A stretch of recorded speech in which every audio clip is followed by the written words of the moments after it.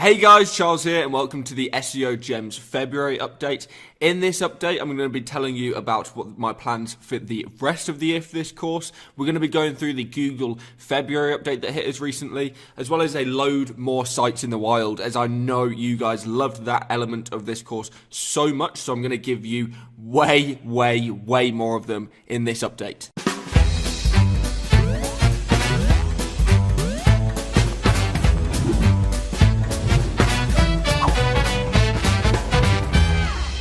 Okay, so to start things off, if you didn't know already, I will be running update videos for this course every single month of this year. There's going to be a different focus on each video, so we could be going through an update if there's one happening this year. We could be going through more sites in the wild like we have in this episode, or we could be going just through loads of patent data or just about anything. So if you guys also wanted to submit any ideas to me, my DMs on Twitter are always open. Just go to twitter.com/Charles_SEO, and you can always DM me as long as you have an account, of course, with Twitter, and we can have a little conversation. If you want anything covered in these specific update videos, just let me know and I'll try and put the data in there for you.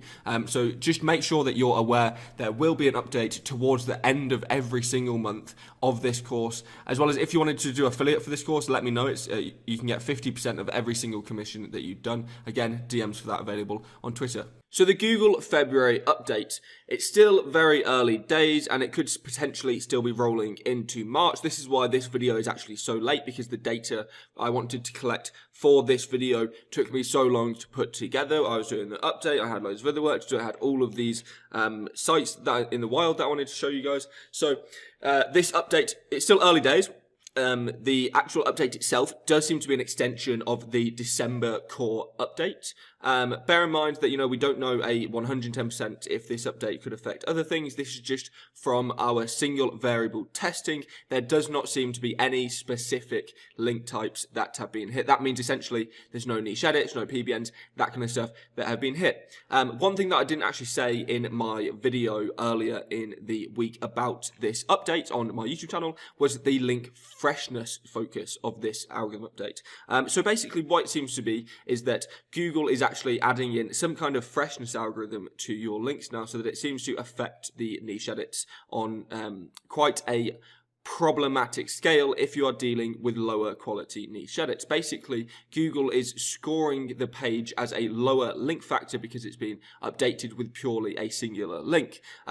This doesn't seem to be affecting pages that have been updated with a substantial amount of content on top of the link. So if you are doing niche edits and you can in any way make the page better, that you're actually buying a niche edit off of the individual site owner, then I would significantly encourage you to try and actually add on as much content and even add in imagery, even add rich media, etc., those kind of things to the page to increase that freshness opportunity, because it seems to be that Google gives you a even more stronger signal if the page has been updated with all that content. Now, it does seem to be that Google is trying to focus on niche edits quite a lot with the updates over the last kind of 12 months or so.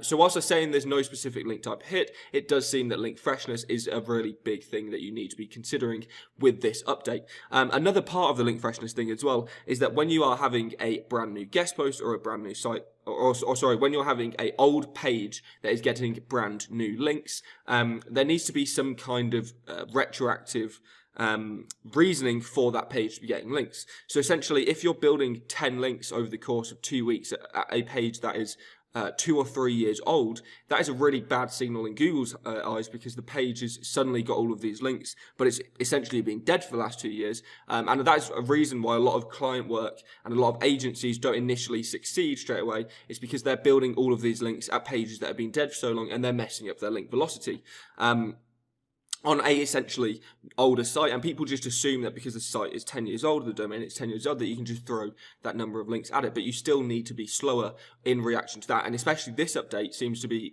effectively increasing the need to be even more scarce with your link velocity, because it does seem to be a really big factor that Google is going after as well. So in this episode video, I thought I'd take you through the rise of Good Housekeeping, one of the best affiliate websites in the entire world now. It's no longer a magazine publication, it is a fully fledged affiliate website. This site is probably doing somewhere around the mark of 100 million visits per month. As you can see, it's just grown from about 2 to 100 million visits per month in the space of about 4 years, which is an incredible amount of growth considering the actual SEO landscape has been quite bad for a lot of other affiliate sites, especially if you look at things like Gear Hungry and all those huge sites now. They have got absolutely decimated recently. So how exactly did they do it? Don't worry, we're going to be breaking down each of these individually later on after these slides, but I just wanted to give you a bit of an overview of the entire strategy that Hearst have used to absolutely kill it with this site, and obviously get to that 100 million visitors per month mark.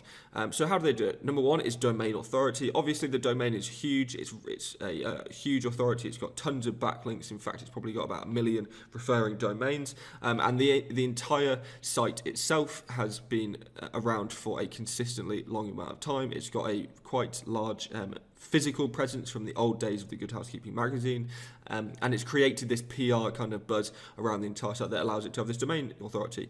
The URL structure is set up in an amazing way, which we'll get onto later. The internal linking is very, very well done. The imagery and the entire UX of the pages is extremely well crafted, to the point that it's probably converting at a ridiculously high percentage, because all people can do is click that damn shop button, and then buying links pretty much like everybody else. I have seen so many sites linking to this site that are just bought links, and funnily enough, they're not even good bought links. The agency who they're using, or the internal staff who are doing the SEO for this site, are literally doing multiple link buys, which is essentially where you buy one guest post with 2 or 3 other companies, which is quite funny. But again, they're so used to doing this kind of stuff because they're using the Hearst PBN, and it works so well. They're using this reverse sync or swim internal linking essentially between other sites, because it's internally within their own network.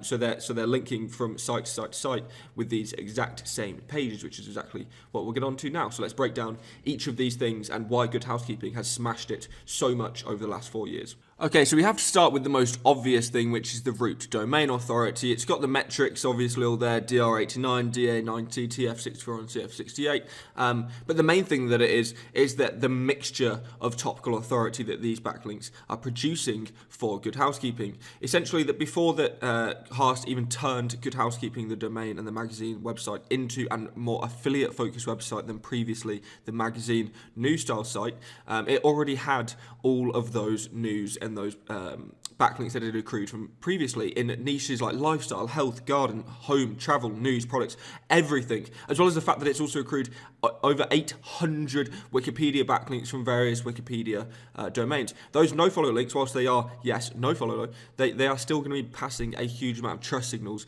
to this site. And especially it's going to be passing trust signals to the pages, especially when Google made no-follow a hint directive. It can even potentially pass juice. And it very likely is doing that exactly to this page. So it's a very obvious one, but root domain authority for this site is a big part of why they've been able to do this. And the root domain authority that they had previously to Hearst Media, even running this domain, was a massive influential part of why this is so successful. Another one of the major reasons why Good Housekeeping has been so successful is their URL structure setup. They have a segmented URL hierarchy, which better increases the chances of Google creating these topical authority bubbles, which is something that we exactly talked about in the last update video, where I showed you the patterns where Google talks about topical clustering. And this is the exact kind of thing that I'm talking about. They have 3 levels of pages of topical authority. If you look at these 2 examples here, they have appliances, vacuum cleaner reviews, and best vacuums as 3 individual page level pages, which allows Google to much easier create this sense of topical authority. Exact same for the next one, appliances, ice cream maker reviews, and best ice cream makers. 3 levels of pages, obviously targeting different kind of industries and niches, but that allows Google to again create this sense of topical authority much easier.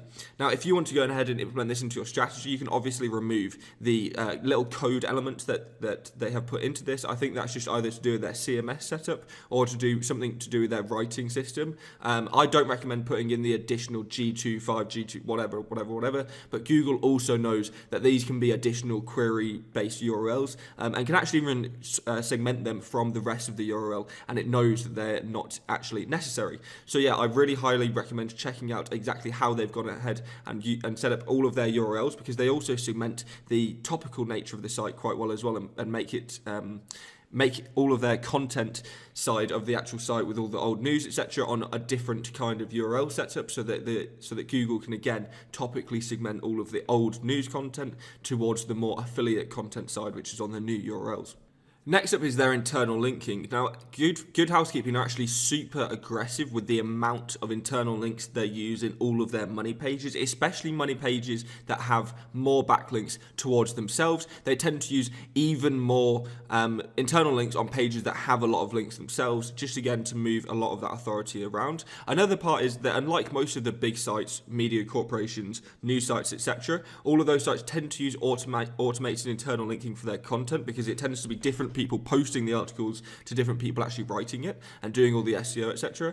But instead, actually, Good Housekeeping and a lot of the other Hearst websites use custom manual internal linking for all of their different sites. And it's really interesting to go ahead and see all of the different available keywords that they have, absolutely killing the amount of pages that are in this example piece here, which is the best air fryers money page. There's 8 keyword-based internal links plus another branded internal link just within the first 200 words of the articles. Now, another thing that they do as well, which is something that a lot of people like to do, is mixing in those authority links within the contextual parts of the actual article. Now, I don't necessarily say that affiliate links to Amazon are authority links, quote unquote, but a lot of people actually do say that even though you're putting a affiliate link to Amazon, because it's going to the root domain, it still counts as a quote unquote authority link.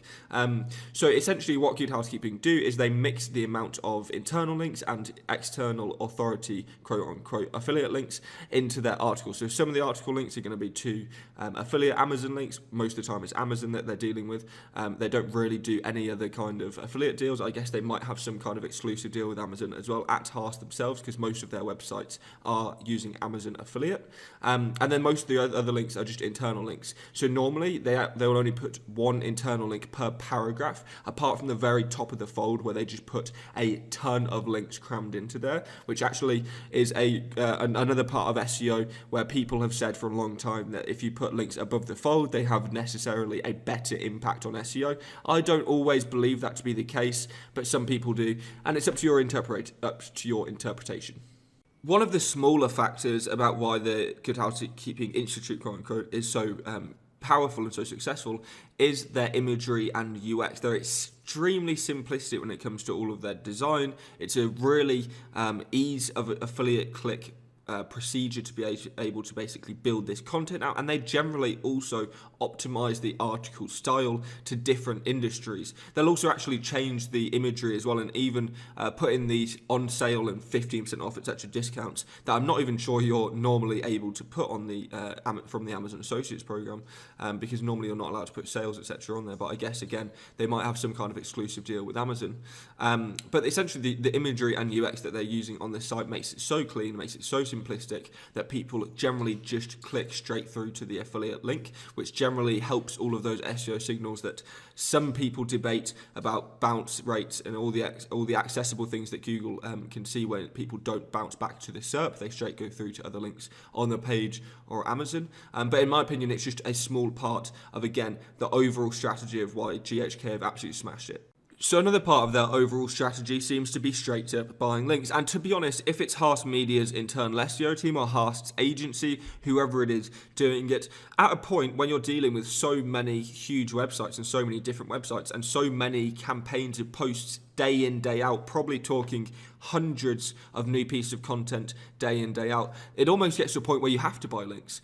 You can't really scale to a point where you're doing all of this organic outreach and all of these things for these massive websites and getting any sort of results when you're dealing with so many hundreds of new pieces of content every single day. And the funny thing is that they're actually doing multi-link buys, which is what I said earlier, where they have a single guest post and normally have 1, 2, or even 3 links to different websites within that singular guest post. It makes the overall link buying thing a lot easier and a lot cheaper, but it's also making things a hell of a lot more risky. So essentially what I'm trying to say with all of these pages, if you look at every single money page that GHK has, and even all of the other sites within the Haas Media sites, you'll tend to see a resemblance of crappy link buys across several pages. So and this is almost a reverse parasite SEO, because you own the actual large high authority site, but you're buying these crappy, low quality, low tier links at them, and it's working because you have that high authority site. So the agency or the in-house SEO team is absolutely smashing it because they're buying so many of these backlinks and they're getting away with it because they have such high authority. But one day they might end up getting slapped due to Google turning around and looking at these actual link buys as what the dog shit they really are, to be quite honest.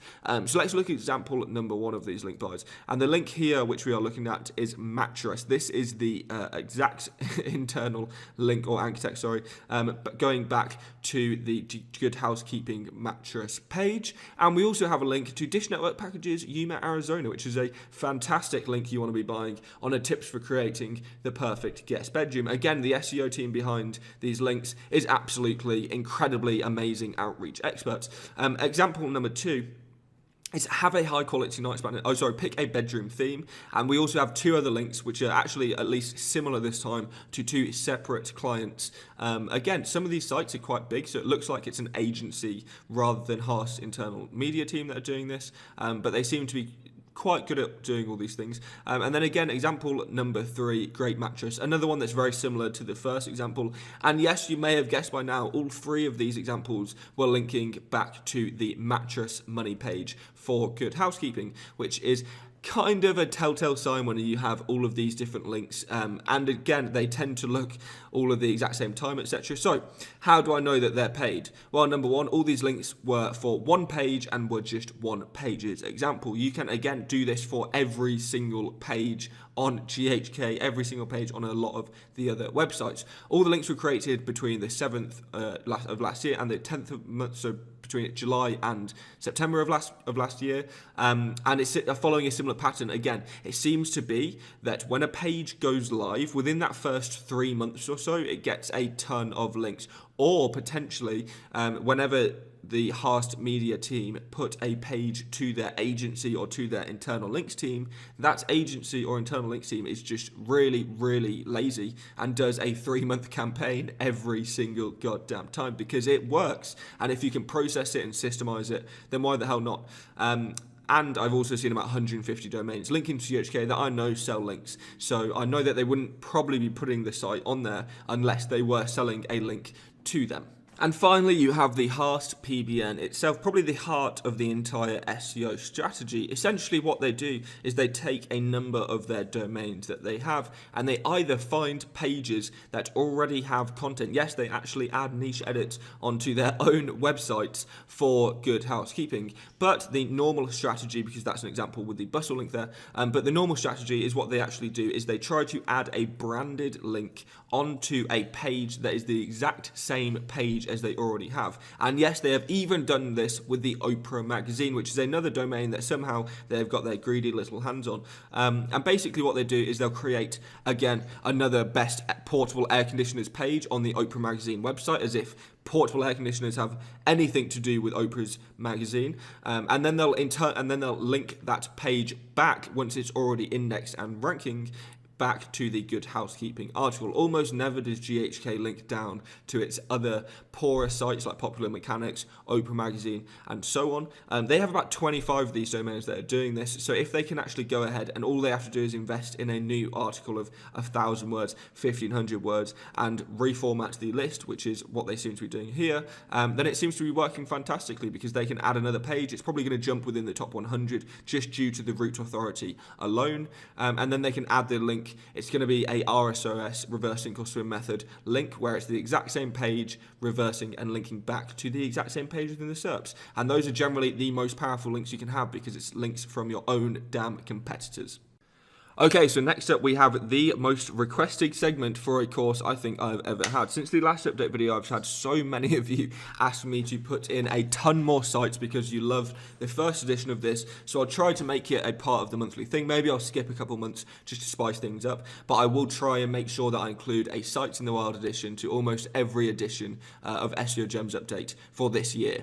The first example I wanted to talk about in my Sites with the Wild edition for the February update was thehealthy.com, which is actually a Reader's Digest backed website, which is part of their entire ledger of websites. I say ledger, which is ironic because they actually own the ledger.com as well as the gazette.com, as well as the healthy, etc., etc. And again, it's a RSIS media style dominance where you just use other sites with the exact same page to internally link back within your own network, which is another reason why it's been so successful. But this site specifically has been an absolute crazy ride recently of going up to almost 2 million visits a month or so, back down to half of that or a third of that even, and it's been clawing its way back ever since. And the reason of why it's been such a successful website recently is, again, it's another media dominance example. This time it's Reader's Digest network instead of the Hearst network, but it's actually got a really good heavy rich media use with almost every article containing a video,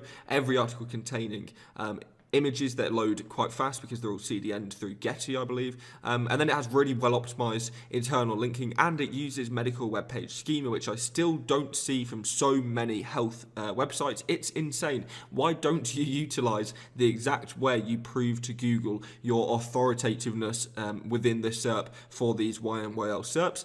If you're in the health SERPs, then basically all you need to do is have a author, which can be anyone writing the post, and then it needs to be reviewed by a professional medical expert, and you put the reviewer within there with all their credentials, etc. And they of course have to have other things within the net, which is what Google says. Not so sure how Google actually link the name to like LinkedIn profiles, maybe Twitter profiles, maybe all of that good stuff. But I'm not so sure that Google can actually prove it's getting reviewed by a medical professional, which is exactly why this can be abused, even if you don't have access to one. Wink, wink.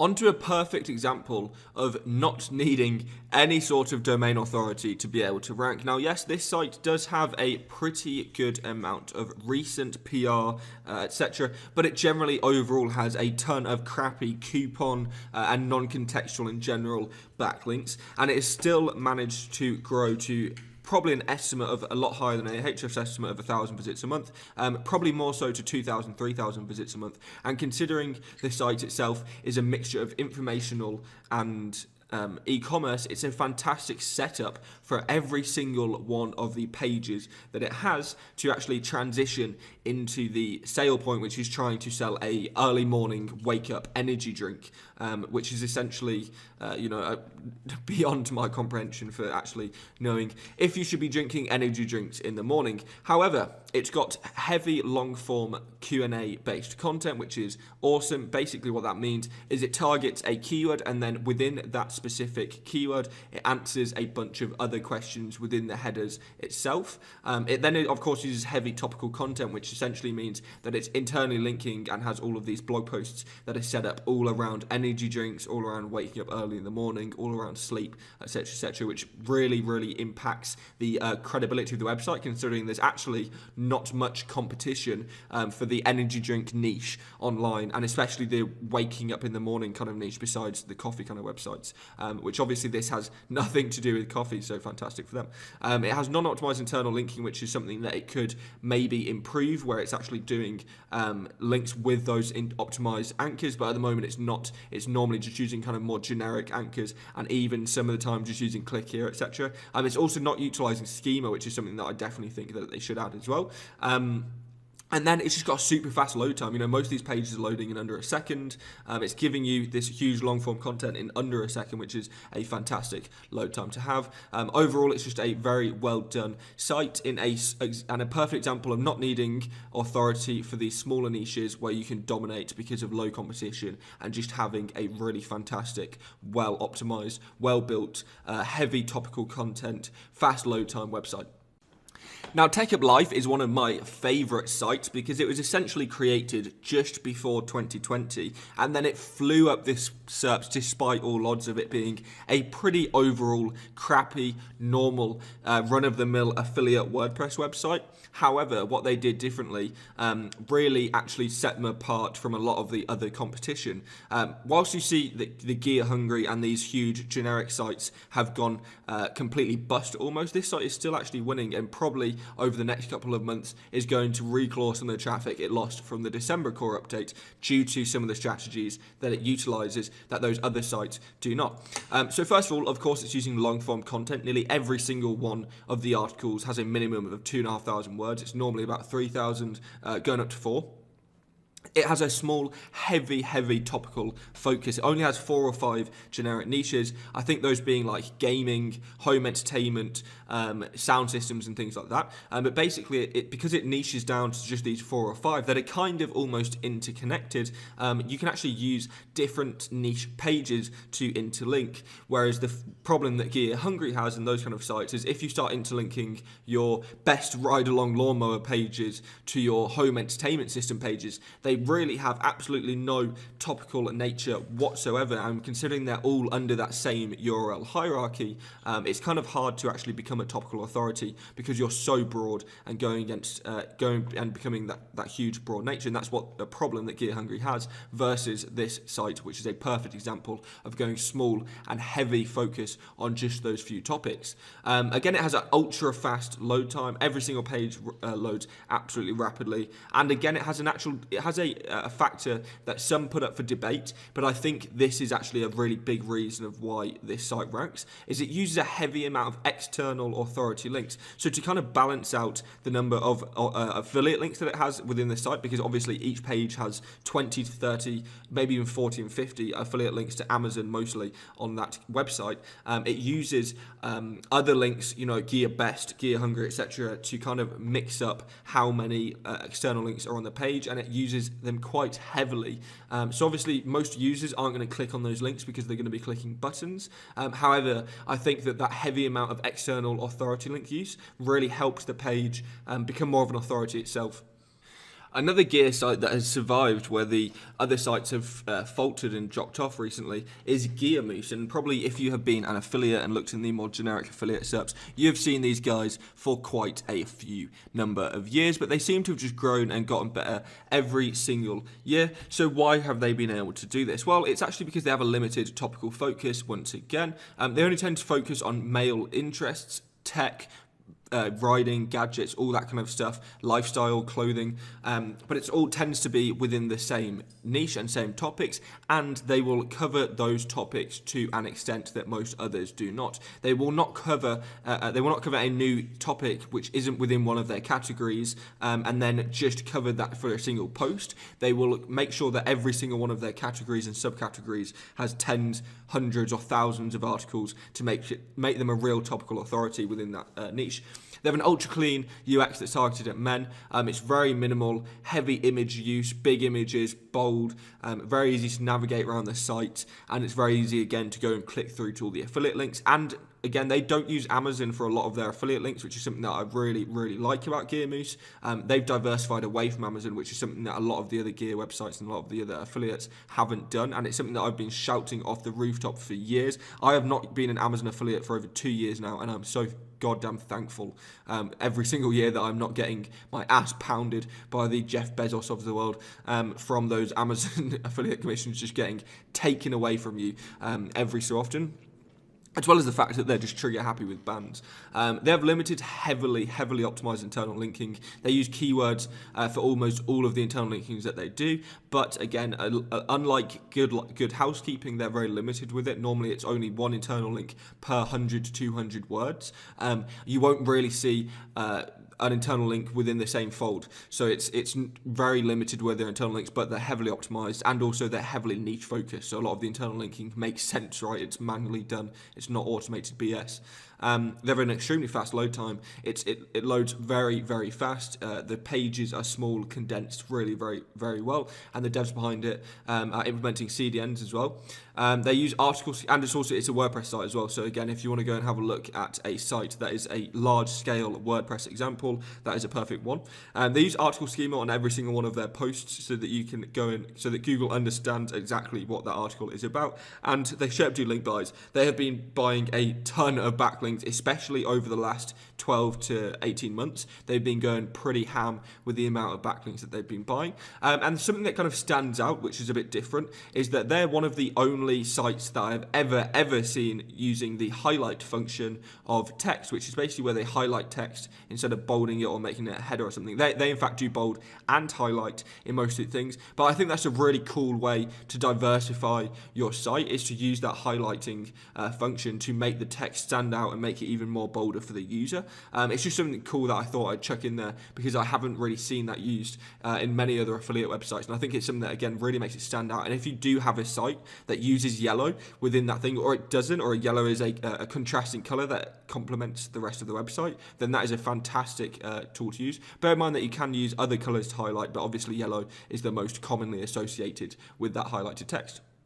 On to a bit of a different example now, which is one that's a bit of an old company, actually, from all the way back, registered in 2005. The domain is nearly 16 years old. GetUnwired.com is a brilliant example of how you do take an age domain with some decent authority, make sure that you have all the trust signals there, and turn it into a real powerhouse by creating some really impactful short form list based content, aka the backlink away. So first of all, straight away, it's a very aged domain. It's nearly 16 years old, as I said. They create essentially this the short form list based content, which is things like the top 8 free streaming websites, the top 8 free blah, blah, blah, etc., all of this kind of good short form list-based content. And essentially, this content just ranks almost automatically because the site is so old, so aged, and so topically powerful, as well as the fact that it's had some really recently strong backlinks. As you can tell, these links here are actually the same article, but they've been redistributed over 2 different domains. However, it's a really, really powerful backlink, and they have strong trust signal citation. So they're listed in the Better Business Bureau, they're on MapQuest, they're on Foursquare, they're listed in almost every single citation, and have been so for many, many years, which gives it such a strong trust signal of a domain that I think if they keep on uploading this content, where they keep on adding these new pages, they're going to continue to just absolutely dominate for this kind of stuff, and they're going to keep on creating an even stronger domain to rank for some of their more money-focused keywords around their rural broadband and rural internet kind of target keywords. Ape to Gentleman is a bit of a similar site to Gear Moose in the sense that it is targeting the men's fashion and lifestyle kind of industries. However, they've had a much quicker rise, even though they've kind of been around in a similar time. Over the last couple of years, they've been on a meteoric rise, even though they haven't got quite as much traffic as Gear Moose has. Though they also have an even more limited topical focus, so they only concentrate on men's lifestyle and fashion. They don't go into all the additional stuff that Gear Moose does, where it's more around tech and gadgets and sports and travel and all that kind of things as well. This is normally just focused around men's lifestyle and fashion. A ton of men's fashion, including watches, clothing, etc. It's really quite an interesting site to go look on if you are a man. It's also got article schema, manual internal linking, which is just really, really well done. If you go and have a look at some of their biggest pieces, such as their best investment watch piece, you'll see that they even link the keyword rose gold to their men's rose gold watches selection. They've done their internal linking phenomenally well, and they're quite heavily, aggressively using it. So they're using around one internal link per every 50 to 100 words, which is actually considerably less than some of the other sites are doing. And they have a massive link campaign. I'm talking huge. They've bought a ton of link links over the last couple of years. They've gone massive with this. I'm pretty sure they're even 3 times as big in terms of their link profile as Gear Moose is, though they are not as efficient with it, and some of their backlinks are pretty questionable. However, they have been phenomenal with their Wikipedia backlinks, their WikiHow backlinks, as well as just other men's fashion and men's lifestyle blogs that have really powerful pages linking to them naturally. So I think they actually could have got away with not even doing a link campaign, considering their content is so well done. They just needed to focus on getting those natural links through link bait and things, which is kind of their downfall. They don't have enough link bait. It's all just money pages for the most part. There's not a ton of other content to try and be generating those additional links.